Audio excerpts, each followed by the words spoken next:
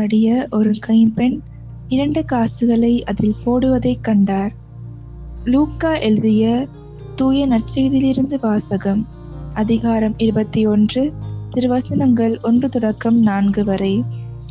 அக்காலத்தில் இயேசு நிமிர்ந்து பார்த்தபோது செல்வர்கள் தங்கள் காணிக்கைகளை காணிக்கை பெட்டிக்குள் போடுவதைக் கண்டார். வறுமையில் வாடிய ஒரு கைம்பெண்ணும் 2 காசுகளை அதில் போடுவதைக் கண்டார்.